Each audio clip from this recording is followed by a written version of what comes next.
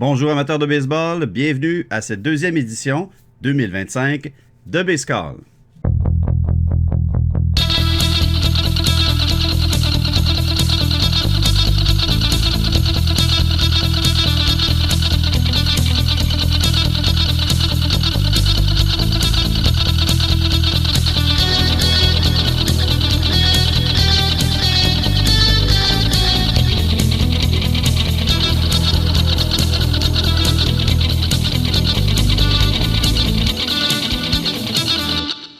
Bonjour à tous et bienvenue à cette deuxième édition de Baseball 2025. On a eu beaucoup d'actions dans la semaine dernière dans le baseball majeur et aujourd'hui, ce que je vais faire, je vais vous parler de mes prédictions. On avait fait le tour des équipes la semaine dernière. Maintenant, on va faire le tour des joueurs et en deuxième partie, on parlera de vos poules. J'ai 3 petites propositions pour vous qui pourraient sûrement vous intéresser.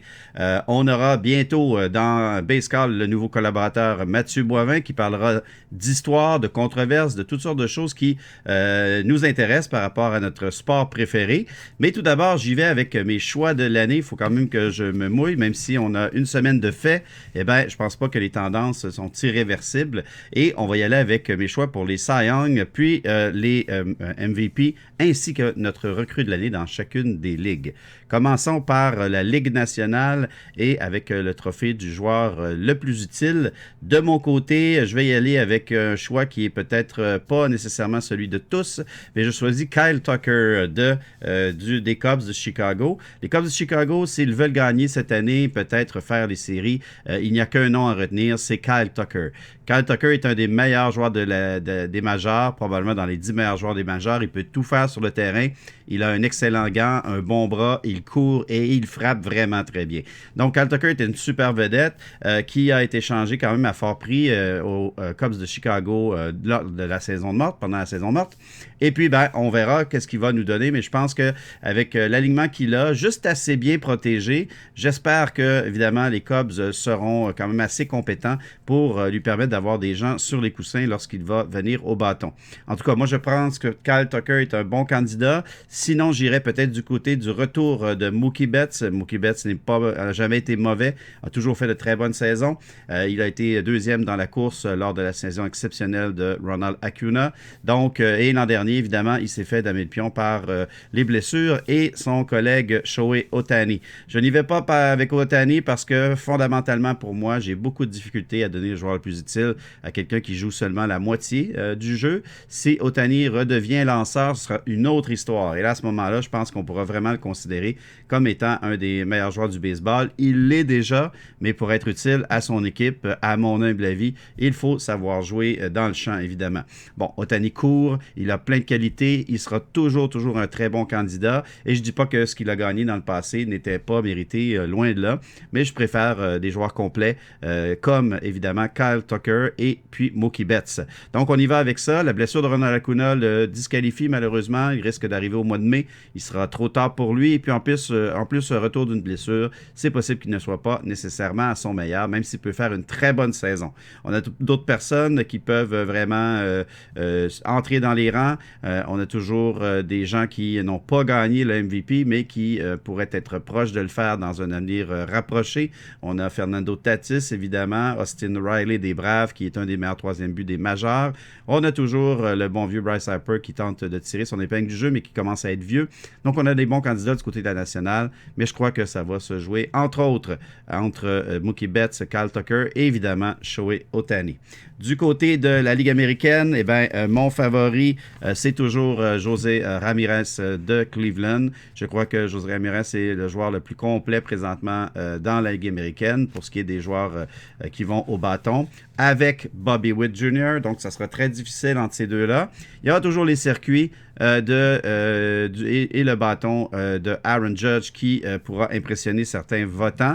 Mais selon moi, le fait qu'Aaron Judge n'est pas très bon sur les sentiers évidemment pas très bon au champ non plus. En fait, un joueur de grande qualité, mais surtout un simple frappeur. Donc, j'y vais pour des joueurs plus complets, comme José Ramirez, qui l'aurait peut-être mérité l'an dernier, et Bobby Witt Jr., qui, pour moi, était le candidat pour lequel j'aurais voté l'an dernier. Donc, ce sont vraiment deux super joueurs. Et du côté de la Ligue américaine, j'ai pas nécessairement de long shot, comme on dit.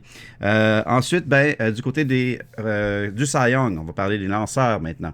Dans la Ligue nationale, c'est là où c'est le plus intéressant parce qu'il pourrait y avoir une course à 2 ou 3. Paul Skeens, qui a vraiment impressionné l'an dernier, risque d'être quelqu'un qu'on va respecter et avec lequel il faudra compter.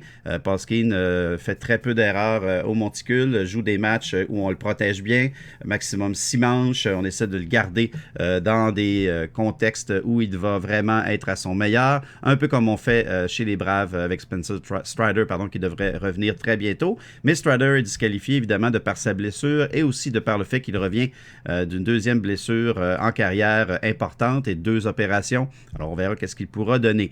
Alors, Paul Skeens, évidemment, un de mes candidats pour moi est aussi Brandon Webb, qui est vraiment un magnifique lanceur. Brandon Webb est un de ceux qui lance un peu comme à l'époque, je dirais. Un gars qui peut nous faire 7 à 8 manches à chaque présence. C'est un workhorse, comme on dit en anglais. Et il y en a un autre qui m'impressionne, qui ne gagnera probablement pas le Cy Young, mais qu'il faudra surveiller.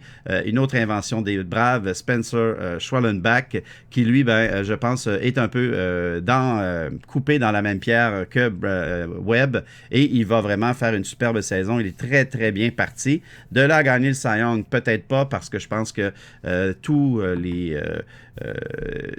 les lumières sont sur Paul Skeens, mais d'un point de vue statistique, on s'apercevra à la fin que ce sera, après moi, sensiblement équivalent. Les gens des Phillies, il ne faut jamais les oublier. Aaron Nola et évidemment Wheeler. Ce sont 2 superbes lanceurs qui peuvent toujours tirer leur épingle du jeu. Et il y a les lanceurs à 40 millions des Dodgers qui peuvent chacun un peu devenir à un moment donné le meilleur lanceur des majeurs. Donc, il y a quand même beaucoup, beaucoup de candidats. Dans la Ligue américaine, eh bien, il y aura peut-être un nouveau gagnant cette année, mais moi, je reste avec le meilleur lanceur du baseball, Tarik Skubal. Skubal avait un début de saison un peu approximatif, mais il devient de mieux en mieux lorsque la saison progresse. Et malgré tout, il a joué un peu de malchance aussi dans ses 2 premiers départs. Alors pour moi, Tarik Skubal demeure le meilleur lanceur des majeurs. Il faut le voir, comment il gère ses frappeurs, comment il est intelligent et brillant, et aussi la qualité de ses balles. Il a même appris, je pense que je le disais la semaine dernière,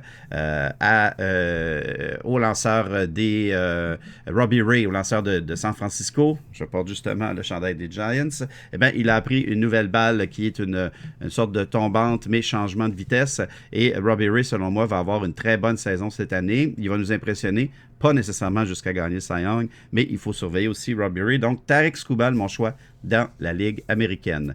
Du côté de la Ligue nationale, d'un point de vue des recrues, eh bien, une fausse recrue, entre guillemets, mais ça ne lui enlève pas sa qualité. Rory Sasaki de Los Angeles devrait être un candidat de choix parce qu'il a vraiment une belle expérience du baseball déjà au Japon et il est en feu, il est, je dirais, dans ses meilleures années. Il a encore plusieurs bonnes années devant lui. Il a été acquis à fort prix par les Dodgers et je pense qu'il va vraiment tirer son épingle du jeu. Et si on veut y aller vers une véritable recrue, eh bien, à ce moment-là, on va aller vers Dylan Cruz. Dylan Cruz, que je n'ai pas vu beaucoup jouer encore. Je l'ai vu surtout au camp d'entraînement et l'an dernier, sur certaines présences où il n'a pas été très bon. Mais Dylan Cruz, c'est vraiment une jeune sensation de Washington. Et lui, il faut aussi le surveiller. Il peut tout faire sur le terrain. On l'attend depuis un petit bout. Il est vraiment numéro 1 dans le pipeline de Washington depuis 2 ans, je pense. Alors là, cette année, c'est son année pour briller. Il n'a pas beaucoup de compétition dans le club, donc il devrait être un régulier toute l'année sans aucune exception. Du côté de la Ligue américaine, pour la recrue de l'année, eh bien là, on y va avec Christian Campbell. C'est un peu logique. Christian Campbell est une des premières recrues à prendre part au match de départ au deuxième but pour les Red Sox de Boston. Ça fait beaucoup d'années que les Red Sox n'ont pas gagné. Je pense que le dernier était Dustin Pedroia, encore une fois au deuxième but. Alors, Christian Campbell a tout ce qu'il faut pour devenir un excellent joueur dans les majeurs. Je crois que j'en parlais déjà la semaine dernière. Et je propose qu'il gagne cette année le Rookie of the Year. En tout cas, il est vraiment très bien parti. Est-ce que ça va réussir à rester? Il ne sera peut-être pas en feu toute l'année, mais il a vraiment tout ce qu'il faut pour le gagner. Donc, Christian Campbell, un peu plus facile dans l'américaine. Il y a peut-être un tout petit peu moins de compétition du point de vue des recrues de l'année.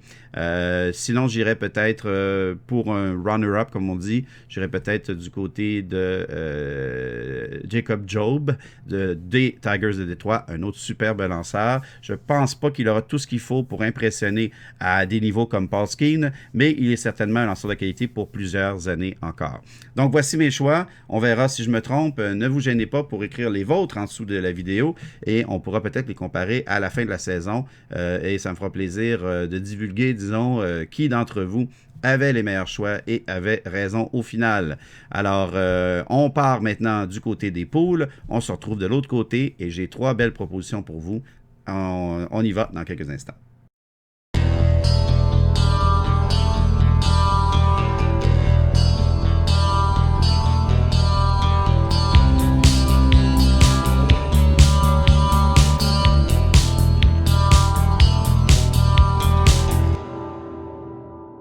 C'est maintenant l'heure de parler de vos poules, une chronique assez importante dans Baseball. Je vous parle aujourd'hui de 3 probabilités intéressantes pour vous dans vos poules, qui sont habituellement des poules de 12 à 16 équipes. Évidemment, comme je le disais la semaine dernière, moi j'en ai pris de tous les types. J'en ai pris de 12 équipes, de 16 et de 20. Alors je vais pouvoir suivre un peu l'évolution de ces poules-là et puis vous tenir au courant. Évidemment, si vous êtes dans une poule comme j'ai avec 20 clubs, parfois certaines des propositions que je fais sont un peu trop presque impossibles à trouver puisque les joueurs sont déjà tous pris. Et si vous êtes dans un pool à 12, eh bien, assurément que la plupart des joueurs que je vous propose ne sont pas pris, mais attention, dans ce contexte-là, il y a peut-être de meilleurs choix que je ne peux pas évaluer. Je pense que le mieux ici, on est dans des poules à 16 joueurs, à 14 ou à 12. Alors, tout d'abord, ce que je vais vous proposer, c'est le fameux truc qui est très intéressant dans les poules où vous avez des holds. Alors, soit des save plus hold dans une catégorie ou des hold tout simplement, soit que ce soit des poules à points ou plus principalement des poules de catégorie où les holds finalement vaudront presque autant que les saves à la fin de l'année. Et dans ce contexte-là, ben, on a des lanceurs qui peuvent se positionner dans la slot, comme on dit, dans l'endroit où on place les lanceurs partants. Donc, ce qu'on cherche ici, ce sont des lanceurs partants qui ont été relégués au rang de releveurs et qui sont dans l'enclos, mais qui possèdent encore la mention partant. Alors, ce que ça vous permet, ben, c'est d'avoir plusieurs releveurs à chaque soir et ça vous permet de ne pas nécessairement gaspiller, je dirais, les endroits où les lanceurs partants, on devrait mettre des lanceurs partants et où ils ne lancent pas un soir donné. Alors, si vous avez de la place sur votre banc et si vous êtes capable de les accueillir, eh bien, je vous propose 3 noms. Tout d'abord, le nom le plus solide, celui qui peut-être risque d'être pris, mais s'il ne l'est pas, allez le chercher, c'est A.J. Puk. A.J. Puk qui vraiment a une belle saison jusqu'à maintenant. Ça fait que 2 semaines, mais il y a déjà 2 holds.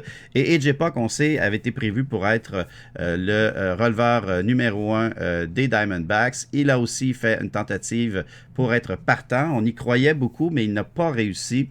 Et là, je pense que ses chances comme partant, à moins qu'il y ait des blessures, sont très faibles. Alors, il faut compter sur lui pour aller chercher la 7e ou la 8e manche. Alors, à ce moment-là, A.J. Puk a un excellent choix. SP et RP. Ensuite, il y en a un qui a mal commencé la saison, donc j'assume que des fois, je fais des choix qui sont déjà bien partis et d'autres qui vont se relever. Parce que Beau Brieske de Détroit est un lanceur de grande qualité. On l'a vu l'an passé, tout ce qu'il a été capable de faire en deuxième moitié de saison. Et malheureusement, cette année, il n'y a rien qui va. Les 2 sorties qu'il a fait, les 2 premières étaient désastreuses, mais je crois vraiment que Beau Brieske va se replacer.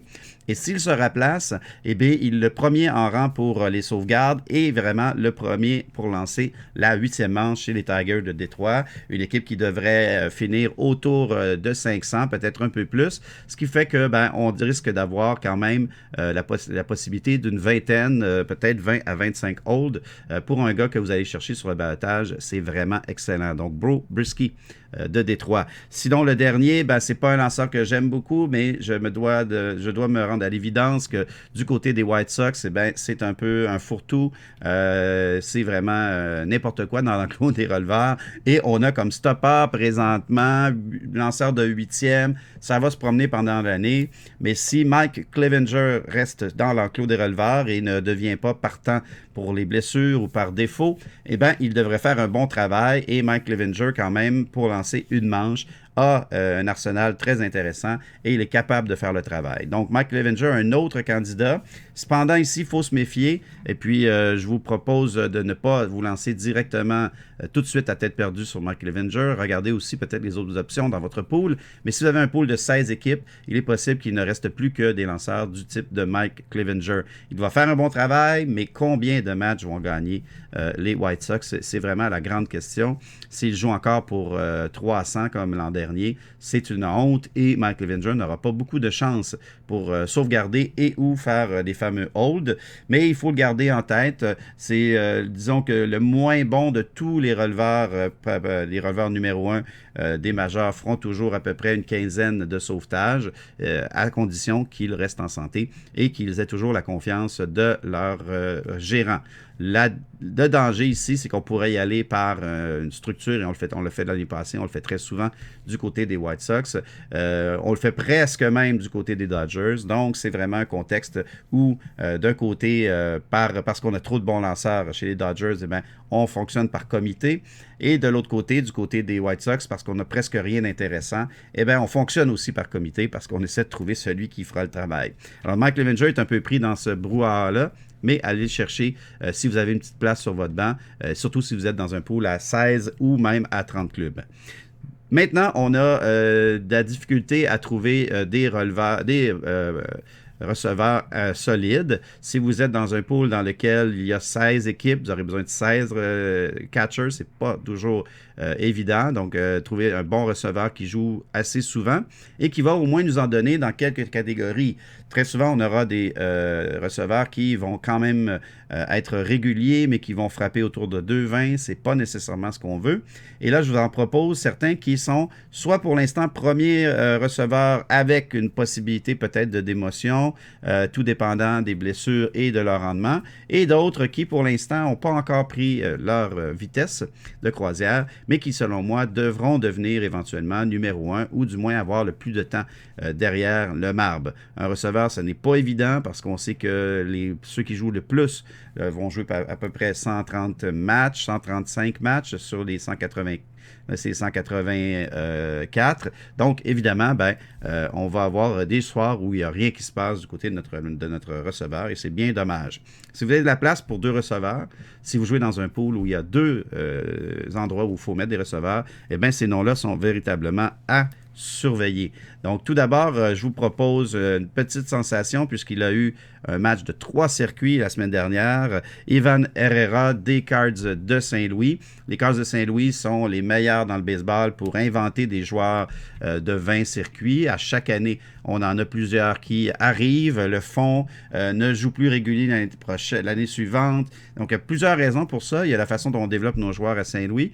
Il y a le fait aussi que on passe notre temps à jouer en alternance, donc le fameux platoon. On adore mettre des droitiers contre les gauchers et les gauchers contre les droitiers systématiquement. Ça donne quand même certains résultats. Et avec l'équipe que les Cards ont cette année, une équipe qui aura beaucoup de difficultés à faire bonne figure et jouer pour 500, c'est très important d'avoir tout ça. Et Herrera, je crois, avec le fait que Contreras maintenant n'est plus une valeur sûre derrière le marbre, va prendre la majorité du temps de receveur. Il n'est peut-être pas choisi dans votre pool. Évidemment, si vous êtes pool à 16, 20, c'est peut-être moins évident. Mais si vous êtes un pool, disons 14 et moins, 14 équipes et moins, il serait peut-être disponible. Alors, allez voir. Pour l'instant, il est vraiment celui qui a le plus de présence au bâton pour les Cards à la position de receveur. Il a déjà 4 circuits. Ça va bien. Un autre beaucoup plus obscur, c'est Hunter Goodman. Hunter Goodman, lui, je vous le propose tout simplement parce qu'il a une petite particularité intéressante. Pour l'instant, c'est lui qui joue le plus de son équipe à la position de receveur, mais il est aussi éligible dans le champ. Il peut jouer au champ droit et au champ gauche. Donc, si vous voulez avoir des multipositions et avoir un receveur aussi de temps à autre, ou avoir ce que moi j'appelle souvent le cheat du receveur, c'est-à-dire un joueur qui joue clairement à une autre position pendant la saison, mais qui a une éligibilité au titre de receveur. Alors, on le met là, mais finalement, on a un champ gauche, disons, à la position du receveur. C'est déjà arrivé dans le passé. Ils ne sont pas tous bons, mais dans le cas de Hunter Goodman, il devrait jouer quand même assez. Alors, si vous êtes là, dans ce moment-là, dans un pool à 16 ou même à 20 équipes, regardez-le, c'est intéressant. Et un autre qui est un peu laissé de côté, et c'est malheureux, et selon moi, il y aura un changement un peu d'attitude du côté des Padres de San Diego, c'est Elias Diaz. Elias Diaz, là, il y a 2 ans, évidemment, je sais que c'était au Colorado, mais il nous a fait une saison de 19 circuits, 72 points produits. Ça fait vraiment pas longtemps, et il a fait ça à peu près en 130 matchs, 140 matchs. Alors, c'est vraiment un bonhomme qui est capable de cogner, et je peux pas croire qu'ils vont laisser le releveur Maldonado le receveur Maldonado qu'ils ont présentement faire tous les matchs pour une équipe qui veut vraiment être compétitive et qui veut gagner, peut-être faire les séries cette année. Je crois que les Padres ont tout ce qu'il faut, mais il faudra vraiment ne pas gaspiller cette position-là. Je sais que Maldonado est un excellent receveur pour guider les lanceurs, mais Elias Diaz, on devra avoir au moins un très bon platoon avec ce bonhomme-là. Et s'il va chercher 15 circuits et peut-être 60-70 points produits, ça vous fait un receveur de 2e ordre qui vraiment travaille très bien dans votre équipe. Alors, peut-être même pour les équipes à 12, attention, il faut faire attention. Si vous voulez un 2e receveur, c'est une bonne idée, mais certainement pour les poules où il y aura 14, 16 et 20 équipes, Elias Diaz est un très, très bon choix. Pour terminer, je vous parle de premier but. Pourquoi? Parce que, une grosse blessure cette semaine, Freddie Freeman. On a Tristan Casas qui a de la difficulté à se lancer. Le meilleur premier but présentement dans les majeurs pour les poules est Nathaniel Lowe, donc on ne l'attendait pas nécessairement. Alors, dans ce contexte-là, je vous propose des premiers buts qui sont probablement encore sur le ballottage dans votre pool et que vous pouvez aller chercher pour soit boucher le trou qui a été laissé par Freddie Freeman ou vous préparer à faire une alternance ou, disons, avoir un backup de très bonne qualité. Et je vais aller les chercher tout d'abord du côté de l'américaine avec Tyler Soderstrom. Tyler Soderstrom a été vraiment remarqué avec son match de 3 circuits, mais il faut voir que Tyler Soderstrom a toujours été un bon candidat dans le pipeline des Aces d'Oakland pour devenir un joueur respectable. Il ne va pas brûler la ligue, ne vous en faites pas. Mais pour l'instant, pourquoi je vous le propose, c'est qu'il est proposé au premier but, mais devrait peut-être jouer comme receveur quelques matchs, assez pour se qualifier, pour voir le petit fameux C apparaître avant la fin de la saison. Alors, jetez-vous sur lui si vous pouvez. C'est un bonhomme qui pourrait vous donner une quinzaine de circuits et qui va être un très bon remplaçant, surtout quand le C va arriver. Mais j'ai 2 meilleurs choix entre des choix plus solides, je dirais, même si le premier que je vais vous proposer, je n'y crois pas tant que ça, mais il faut croire que les San Francisco, eux, y croient. C'est Wilmer Flores.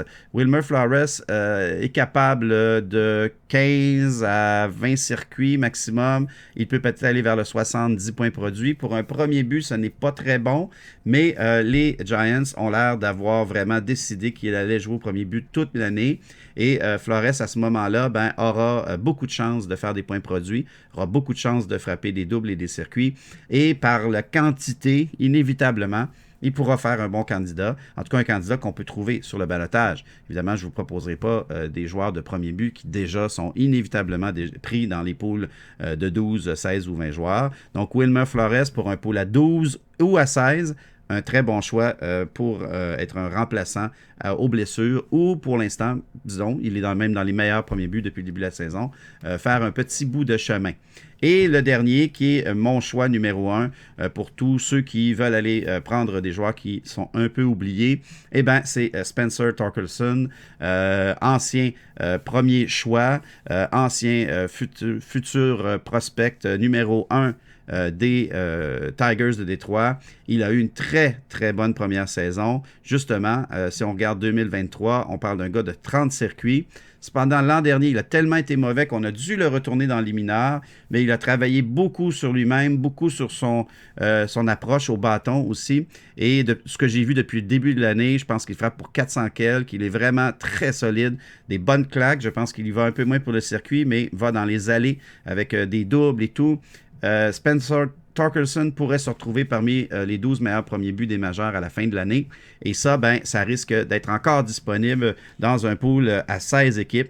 Alors, je pense qu'il faut saisir l'occasion. Même si vous n'avez pas encore de la place pour le faire jouer, vous pouvez le mettre sur le banc et il va devenir une valeur sûre dans les prochains mois, je l'espère. N'oubliez pas qu'il est 4e ou 3e frappeur des Tigers. Ce n'est pas la plus grande attaque des majeurs, mais quand même un 4e frappeur qui dort encore sur le ballottage. Il faut essayer d'aller chercher ça. On se croisera les doigts, pardon. On espère que Torkelson ne va pas retomber dans ses mauvaises habitudes, mais au moins, on vous aurez une valeur presque sûre, en tout cas, d'une vingtaine de circuits sur le banc ou pour faire un petit bout de chemin avec lui. Donc, voilà pour les poules cette semaine. J'espère que ça va vous avoir donné quelques idées. Et si vous avez des bonnes propositions aussi pour les poules, n'hésitez pas à l'écrire au bas de la vidéo. Je pourrai les commenter et peut-être même en parler dans les semaines suivantes. Donc voilà, c'était tout pour cette édition, deuxième édition de Baseball. Passez une belle semaine de baseball et surtout, abonnez-vous, appuyez sur la petite cloche pour les prochaines vidéos et gênez-vous surtout pas. Parlez-en à vos amis, envoyez ce vidéo à tous ceux qui aiment le baseball et surtout le baseball en français. Ça fait du bien d'en entendre parler un peu en français ailleurs que sur les postes câblés. Donc, revenez-moi dans une semaine exactement pour un prochain baseball. Bye bye tout le monde et à la prochaine!